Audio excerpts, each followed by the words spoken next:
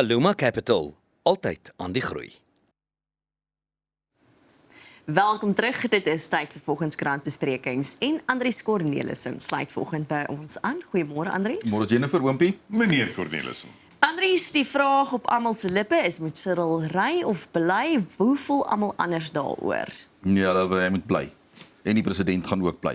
Maar wat die jongste verwikkeling is wat Sunday Times gister oor berig het, was dat die probleem is die parlementse komitee proses is nou eintlik al, jy weet, is aan die gang. Ons weet nou al hoeveel lede, die 31 lede, 9 ANC, weet elke kleiner party gaan ook 'n lid hê en dan Good en PAC het nie lede nie want hulle sit in die kabinet. So hulle is nie deel van die komitee nie. Maar die ANC het met ander woorde nie die meerderheid in die komitee nie. Wat sake so 'n bietjie moeiliker maak. Dit gee aan die ander partye weet amper bietjie groter van 'n hefboom.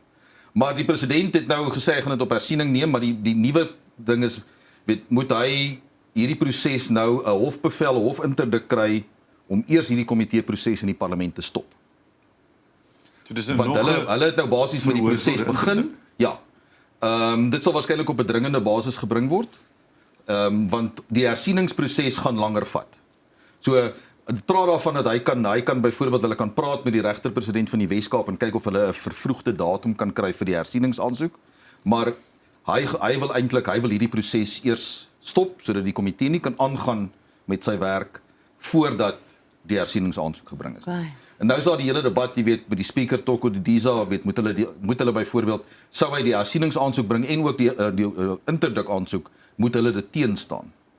Hoe gaan dit nou lyk as jy weet sy wat 'n ANC persoon is, maar sy is ook die amptdraer, die speaker in die parlement, dat die parlement staan sy aansoeke teen in die hof. So dis jy weet is 'n bietjie van 'n blikworms. Ja, dit is 'n luister daar gaan nog baie gepraat word hieroor en die vraag is weet hoe vinnig kan hierdie hersieningsaansoek eintlik aangehoor word. Ja. En dan natuurlik jy weet sou die hersieningsaansoek slaag, beteken dit Ramaphosa gaan nooit die vrae antwoord nie, beteken die proses staak eintlik daar onmiddellik. So jy weet dis eintlik daai ding van jy weet as jy 'n beskuldigde is wil jy eintlik dink ek jou dag in die hof hê. Ja. En in sy geval is dit nou jy weet hierdie komitee wat nou moet besluit oor die staat van beskuldiging. Ek weet nie, ons sal moet kyk hoe hierdie hele ding uitspeel. Die probleem is sodra mense praat oor Ramaphosa dan is die ding van jy weet maar wie gaan hom nou moet vervang? Dit is eintlik die grootste, jy weet as jy kyk na Paul Mashatile, ek dink nie mense is te opgewonde om hom as die president te sien van die land nie. En soos wat jy gesien het, Jordan Neal Lewis, die leier van die DA, wat sê van jy weet sakeleiers en ANC politici wat hom gebel het en oorval het met oproepe, maar die DA moet hier beskerm, jy weet. Ons kan nie vir Ramaphosa nou verwyder. Wat was sy reaksie?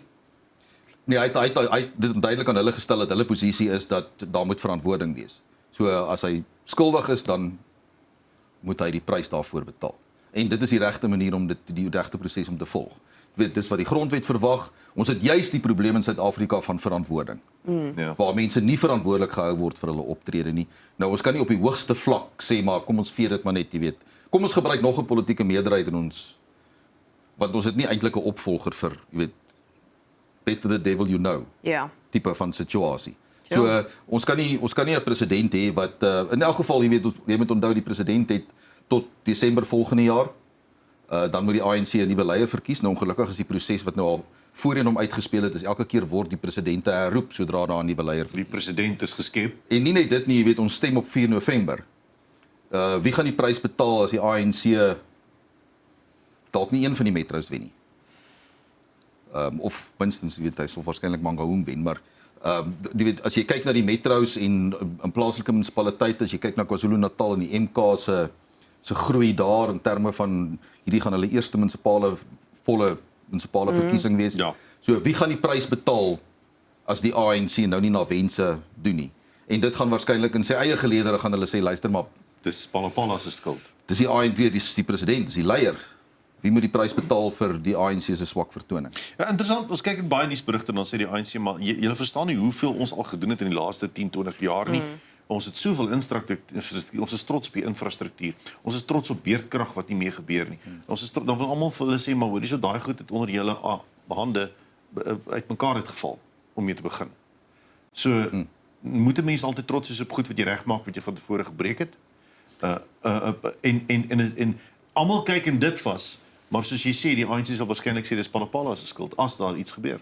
Wel, die ding is ek is seker daarvan sy vyande, jy weet, binne in die ANC, die lang mense sal uitwees. En jy weet as jy kyk na die SHKP wat self aan die plaaslike verkiesing wil deelneem, weet so binne in die ANC alliansie, weet jy sal sien daar word geskryf van eintlik is die president staan nog sterk in die party en jy weet ek weet nie, dit is duidelik hy vertrou nie eintlik hierdie politieke proses in die parlement nie. Nee. Hy sal eerder die hersieningsaansoek in die howe weet daai geveg daar gaan veg as om die binne in sy eie caucus en dit maak nie saak wat Fikile Mbalula vir ons sê, die politici vertel vir ons, jy weet, nee, maar daar's nie enige probleme of wat ook al nie binne in die caucus, binne in die party nie. Ons weet die ANC is in die moeilikheid. Maak nie saak hoe hulle daarna kyk nie, maak nie saak wat se mooi broodjies hulle bak nie. Die ANC het groot probleme op pad na die November plaaslike regeringverkiesing. Absoluut.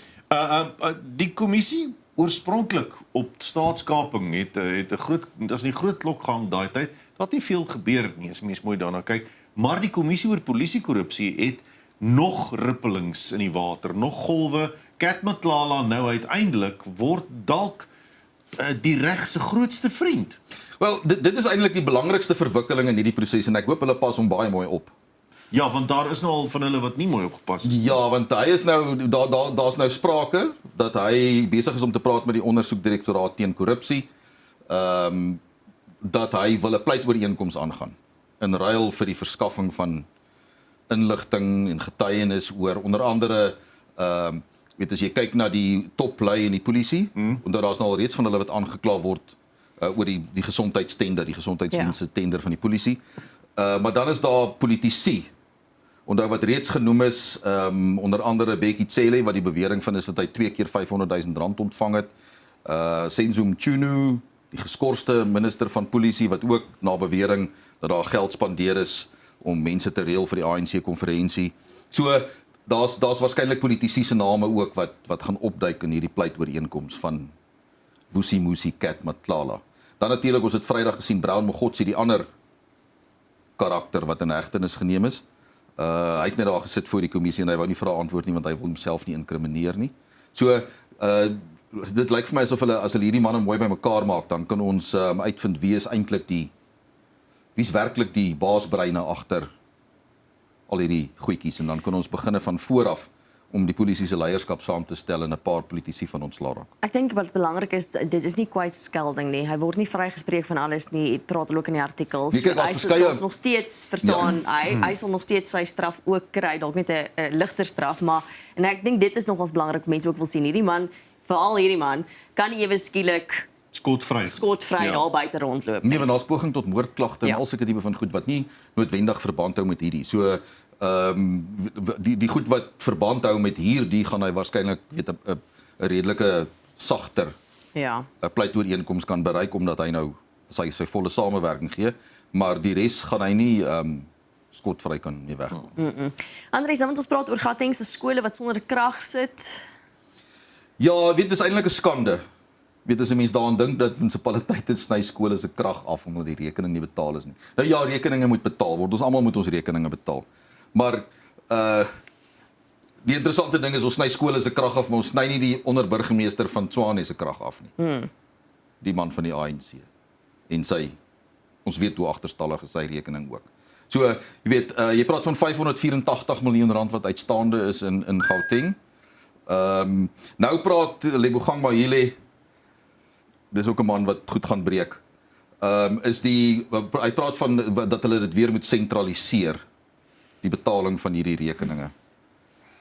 Ja, ek dink hulle moet gaan kyk watter skole hierdie vermoë om dit self te kan hanteer en dit in hulle hande te los en dan daardie skole wat hulle eintlik verantwoordelik is vir die rekening, kan hulle maar sentraliseer en dit self betaal. Want dit is duidelik daar skole wat nie weet hoe om met die geld te werk nie. Hy praat van daar moet vaardige kundiges moet gebruik word om hierdie proses.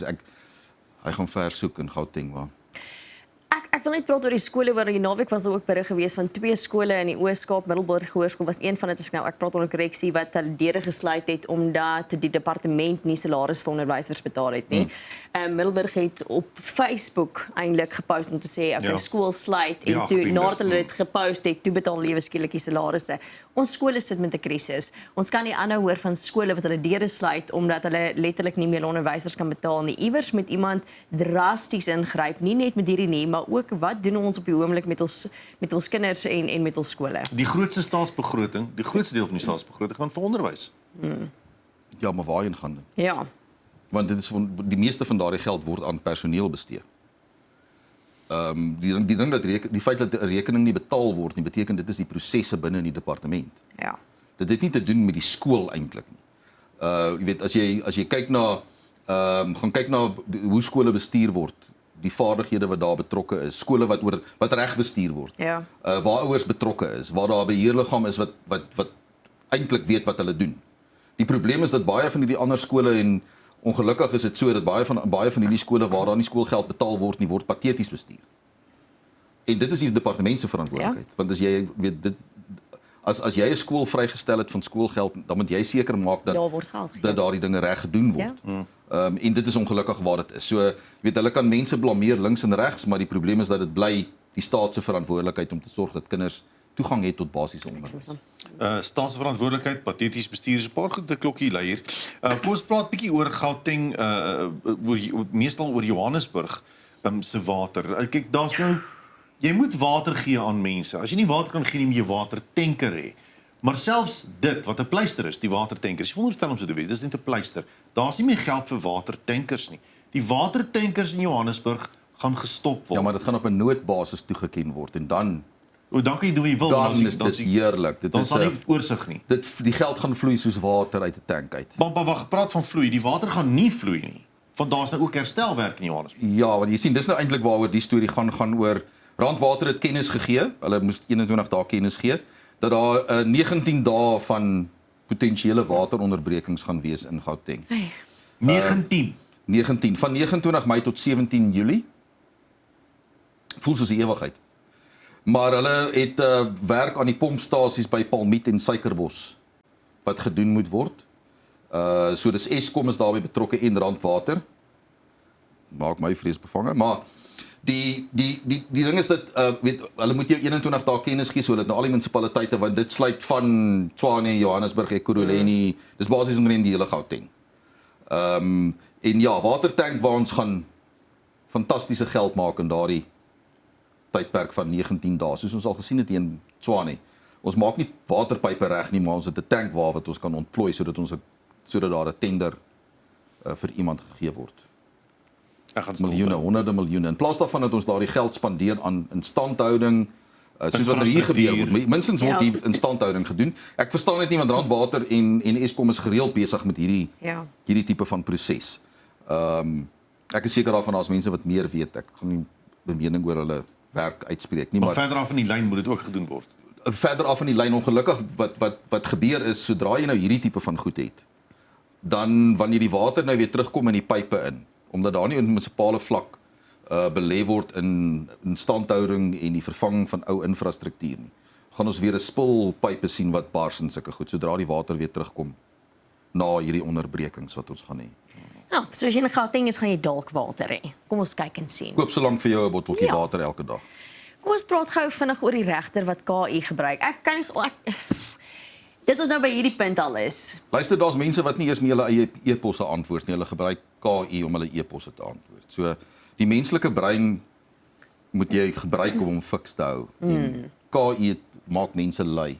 So ja, die regter, waarnemende regter Themba Kaba het 'n uitspraak gelewer en dis in 'n onderhoudsaak, dis 'n egskeiding, die hele nommer.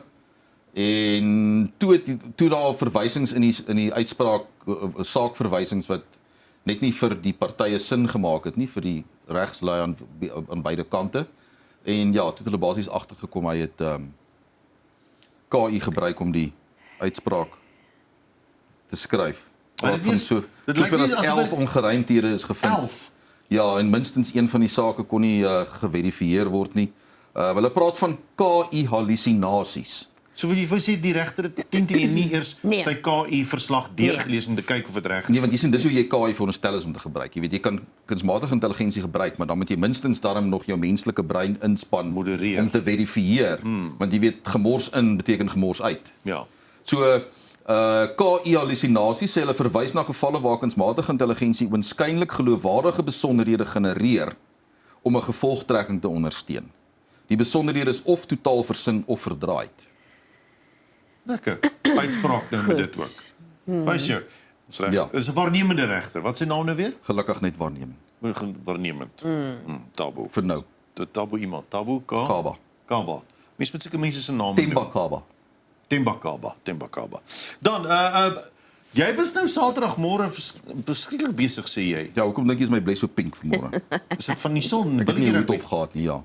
Vertel 'n bietjie. Luister, dit is elke jaar as 'n mens dit sien, want ek het dit nou vir die laaste 4 jaar gedoen, die Midstream Ridge Primary, doen die Blou Bulle rugbydag, die billetjie rugbydag.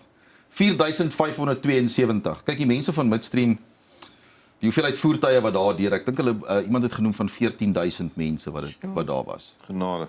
So honderde wedstryde, ernstige rugby. Jy sien ons daai kyk daai foto. Dis ernstige Daar's van rugby. die daai. mooiste foto's daar. Ja. Ja, en dan na die tyd spring hulle almal saam op die springkastele. So ja, so dit is ongelooflik. Dis waar jy sien waar die sukses van Suid-Afrikaanse rugby lê. Is op sulke dae waar jy hierdie duisende ouetjies het wat rugby speel. Ja. Dis baie mooi. Dit is mooi. Ek hou Die hiervan. liefde vir die sport en Ja. liefde vir spansport. Maar dis presies dit. Dis waar hulle veronderstel is om daai spansport ding te En leer. die mooiste is dit gaan nie oor wen nie. Kyk, niemand gee die bal uit nie. Dit is weet jy, die bal het jy hom. Tot iemand jou vang. Voordat iemand jou vang. Maar ja, die Blou Bulle rugby unie moet 'n pleintjie kry en die organiseerders by Laerskool Midstream Ridge Primary. Ja. Nice. Andries, baie dankie vir die saamgesels vanoggend. Altyd lekker. Dis Andries Cornelissen, ons is nou weer terug. Aloma Capital, altyd aan die groei.